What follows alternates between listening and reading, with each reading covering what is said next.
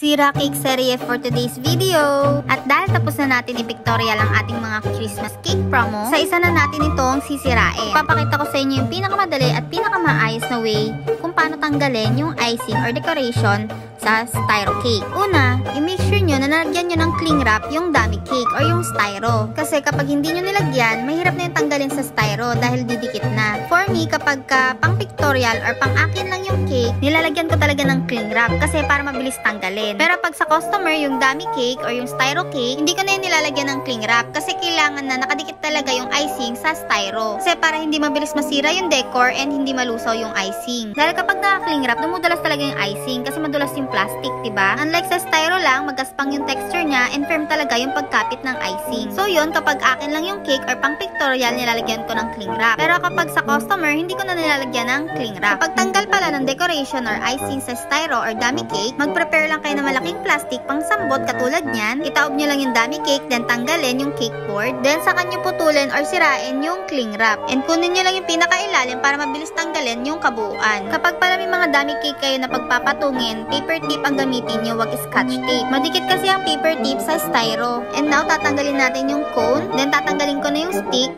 then saka ko itataob. Once nagawa na lahat yan, syempre yung cake board itatabi kasi magagamit pa yan. Ang panglinis ko lang ng cake board ay tissue and alcohol para sure na nasanitize and natanggal talaga yung lagkit ng icing. Then syempre yung styro, ganun din, ikip nyo rin. And syempre hindi mawawala dyan yung mapapadikit ng kaunti yung icing sa styro and kukupas. Yung styro, hugasan nyo na diretso para matanggal talaga yung icing. And now, i-flex ko lang sa inyo si Santa. Ipakita ko lang kung gaano ka-stable yung icing na ginagamit ko. O diba, sumasayo pa yan si Santa sa sobrang saya. Charot. O diba, kahit paikot-ikutin nyo, nakakapit talaga yung icing. Room temperature lang yan, hindi ko na yun ni-ref kasi hindi nakasya. Pero dahil inaalog ko na siya at kailangan ko na sirain, kaya ayan, nahulog na. Yung bento cake, gawa lang din sa styro na size 4x2. Syempre, yung parchment paper itatapon na, pero yung bento box itatabi natin kasi hindi naman siya nakupasan. Then yung bento styro, itatabi lang din natin. And lastly, i-roll na natin yung plastic para itapon na. O diba, ganun lang kadali. I hope na may natutunan kayo. Thank you so much for watching. Babush!